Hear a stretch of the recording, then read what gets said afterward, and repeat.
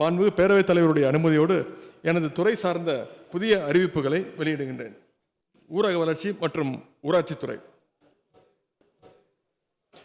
வாழ்ந்து காட்டுவோம் திட்டம் 2.0 வெற்றி பெற்றதன் அடிப்படையில் நடப்பாண்டில் மேலும் 120 வட்டாரங்கள் 1000 கோடி ரூபாய் மதிப்பீட்டில் உலக வங்கியுடன் இணைந்து வாழ்ந்து காட்டுவோம் திட்டம் 3.0 துவங்குவதற்கான நடவடிக்கைகள் மேற்கொள்ளப்படும்.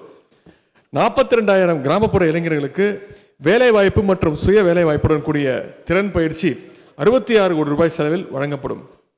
பழங்குடியினர், முதியோர், மாற்றுத்திறனாளிகள் மற்றும் திருநங்கையர் உள்ளிட்ட 2500 சிறப்பு சுய உதவி குழுக்களுக்கு நடப்பாண்டில் 25 கோடி ரூபாய் வாழ்வாதார நிதியாக வழங்கப்படும்.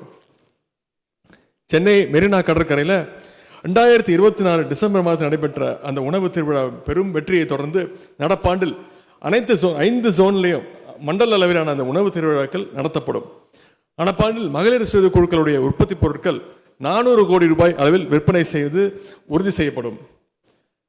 அடுத்து சிறப்பு திட்ட செயலாக்கத்துறை. நான் முதல்வன் திட்டத்தின் கீழ் ஷெல் மற்றும் மைக்ரோசாஃப்ட் நிறுவனங்கள் பங்களிப்புடன் கல்லூரி மாணவ மாணவிகளுக்கு எலக்ட்ரிக் வெஹிக்கிள்ஸ் மற்றும் ஆர்டிஃபிஷியல் இன்டெலிஜென்ஸ் சார்ந்த பயிற்சிகள் வழங்க உயர்திறன் மையங்கள் நிறுவப்படும். Scout undergraduate talents in Tamil Nadu, அதாவது scholarship for outstanding undergraduate talent in Tamil Nadu திட்டத்தின் கீழ் வரும் கல்வி ஆண்டில் தமிழ்நாட்டிலிருந்து 100 திறமையான இளங்கலை மாணவர்களுக்கு உலகளாவிய தொழில் பயிற்சிகள் வழங்கப்படும். தூய்மை இயக்கம். தமிழ்நாட்டில் உள்ள நகர்ப்புற மற்றும் ஊரக பகுதிகளில் தினந்தோறும் உருவாகும் திடக்கழிவுகளை மேலாண்மை செய்வதில் ஒரு புரட்சியை ஏற்படுத்துகின்ற வகையில் தூய்மை இயக்கம் என்ற ஒருங்கிணைப்பு அமைப்பு சிறப்பு திட்ட செயலாக்கத்துறையின் கீழ் ஏற்படுத்தப்படும். திட்டம் வளர்ச்சி மற்றும் சிறப்பு முயற்சிகள் துறை. மாநில திட்டக்குழுவால் கொள்கை மற்றும் ஆளுகைக்கான அனுபவ மையம் policy and governance experiential centre அமைக்கப்படும். அரசு துறைகளில் ஆதாரங்களின் அடிப்படையில் கொள்கை வகுக்கின்ற பணிகளை மேற்கொள்ள ஏதுவாக பொருளியல் மற்றும் புள்ளியியல் பிரிவு அமைக்கப்படும். இளைஞர் நலன் மற்றும் விளையாட்டு மேம்பாட்டுத்துறை. 24 நாடுகள் பங்கேற்கின்ற junior men's hockey world cup 2025 போட்டிகள் சென்னை மற்றும் மதுரை ஆகிய நகரங்களில் 55 கோடி ரூபாய் செலவில் நடத்தப்படும். இளைஞர்களுக்கிடையே விளையாட்டு கலாச்சாரத்தை ஊக்குவிக்கவும் உடற்திறனை வளர்க்கவும் முதலமைச்சர் இளைஞர் விளையாட்டு திருவிழா தமிழ்நாட்டில் உள்ள அனைத்து வட்டாரங்கள் மற்றும் மாவட்ட அளவில் 45 கோடி ரூபாய் செலவில் நடத்தப்படும். தமிழ்நாட்டுடைய அனைத்து மாவட்டங்களிலும் உள்ள விளையாட்டு வளாகங்கள் இளம் விளையாட்டு வீரர்களை ஈர்க்கும் வகையில் ஃபுட்சால், பாக்ஸ் கிரிக்கெட் போன்ற விளையாட்டுகளுக்கான முதலமைச்சர் இளைஞர் விளையாட்டு மைதானங்கள் ரூபாய் 10 கோடி மதிப்பீட்டில் அமைக்கப்படும். மாநில மற்றும் தேசிய அளவிலான விளையாட்டுப் போட்டிகள் பங்கேற்கும் போது ஏற்படும் விபத்துகளினால், இது நீண்ட நாள் கோரிக்கை, விபத்துகளினால் உண்டாகும் உடற்காயங்கள் மற்றும் உயிரிழப்பினை ஈடு செய்வது வகையில் 25,000 விளையாட்டு வீரர்களுக்கு வீராங்கனைகளுக்கு காப்பீடு திட்டம், மெடிக்கல் இன்சூரன்ஸ் திட்டம் அறிமுகப்படுத்தப்படும். ஏற்கனவே 5 மாவட்டங்களில் அறிவிச்சிருக்கிறோம், வேலைகள் நடந்து கொண்டிருக்கிறது. இப்பொழுது திருவள்ளூர், திருவண்ணாமலை, தஞ்சாவூர், திண்டுக்கல் மற்றும் கிருஷ்ணகிரி ஆகிய 5 மாவட்டங்களில் பேரா விளையாட்டு மைதானங்கள், பேரா ஸ்போர்ட்ஸ் அரேனாஸ் 7.5 கோடி ரூபாய் மதிப்பீட்டில் அமைக்கப்படும்.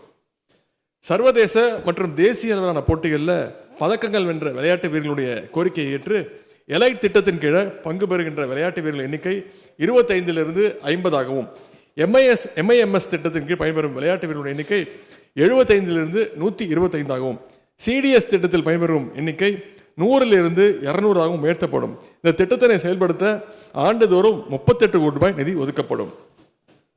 சேலம் மற்றும் ராமநாதபுரம் மாவட்டங்களில் சர்வதேச தரத்தில் 8 தடங்கள் கொண்ட செயற்கை தடகள ஓடுபாதையுடன் இயற்கை கால்பந்து புல்தரை மைதானம் ரூபாய் 25 கோடி மதிப்பீட்டில் அமைக்கப்படும்.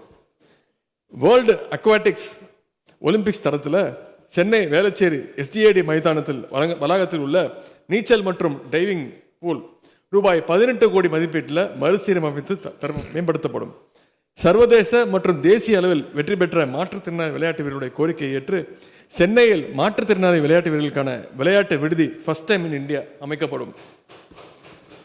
அடுத்து தமிழ்நாட்டு இளைஞர்களுக்கிடையே விளையாட்டை ஊக்குவிக்கும் வகையில் மாநிலத்தில் உள்ள சட்டமன்ற தொகுதிகளான புது மினி கிரிக்கெட் ஸ்டேடியம்ஸ், இது indoor mini chief minister stadiums, Killiyoor, Aruppukottai, Tiruchuli, Rajapalayam, Cumbum, Madurai கிழக்கு, மானாமதுரை, வேடசந்தூர், கிணத்துக்கடவு, பொள்ளாச்சி, ஈரோடு மேற்கு, ராசிபுரம், திருச்செங்கோடு, சங்ககிரி, மணப்பாறை, குளித்தலை, திருமயம், அறந்தாங்கி, திருவிடைமருதூர், பேராவூரணி, திருவையாறு, ஒரத்தநாடு, நன்னிலம், திருத்துறைப்பூண்டி, காட்டுமன்னார் கோயில், செஞ்சி, திண்டிவனம், திருக்கோவிலூர், மதுராந்தகம், குடியாத்தம், பர்கூர், தளி, ஸ்ரீபெரும்புத்தூர், ஆலந்தூர், பூந்தமல்லி, பொன்னேரி, கும்மிடிப்பூண்டி, மதுரவாயில், திருவிக நகர், பெரம்பூர் ஆகிய 40 சட்டமன்ற தொகுதிகளில் முதலமைச்சர் சிறு விளையாட்டரங்குகள் மினி ஸ்டேடியம் ரூபாய் 120 கோடி மதிப்பீட்டில் அமைக்கப்படும்.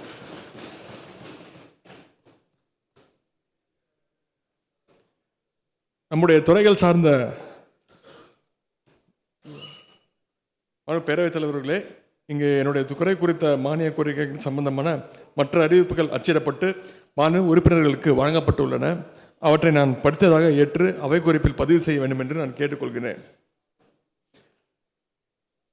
பேரவைத் தலைவர்களே, துறை சார்ந்த மானிய கோரிக்கைகள் மீது மாண்புமிகு உறுப்பினர்கள் பல்வேறு வெட்டு தீர்மானங்களை கொடுத்திருக்கிறாங்க. அதற்கான உரிய விளக்கங்களை எனது பதில் உரையிலும் அறிவிப்புகளிலும் அளித்துள்ளேன். அவற்றின் மீது உரிய வகையில் நடவடிக்கை எடுக்கப்படும். எனவே சட்டமன்ற உறுப்பினர்கள் அவர்கள் கொடுத்த வெட்டு தீர்மானங்களை திரும்ப பெற்றுக்கொண்டு இந்த மானிய கோரிக்கையை நிறைவேற்றி தருமாறு கேட்டுக்கொள்கின்றேன்.